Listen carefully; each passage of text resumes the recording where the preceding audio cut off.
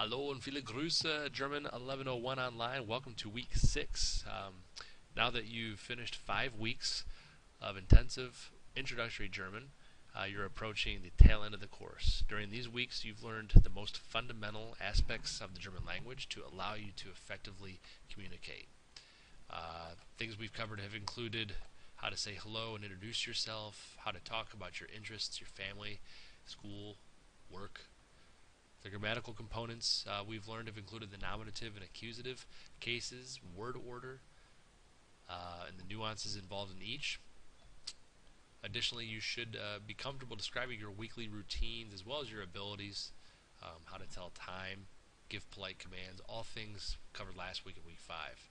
You also learned the modal verbs, our 6 very important verbs, which allow you to express your abilities, wishes, and obligations.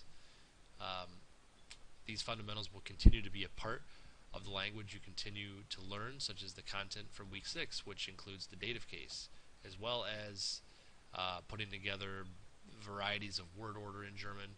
Moreover, you'll be introduced to the ordinal numbers used with dates and ranking items, just to name a couple of things. The biggest challenge may be the dative case in this week, however, which focuses on the indirect object, or the person to or for whom something is done. I say challenge only because of the changing in definite and indefinite articles, as well as the possessive adjective endings. But not to fear. This tutorial, the PowerPoint, book explanations, and exercises within iLearn will get you as prepared as possible. We'll get into more detail in the video tutorials as well as the PowerPoint explanations.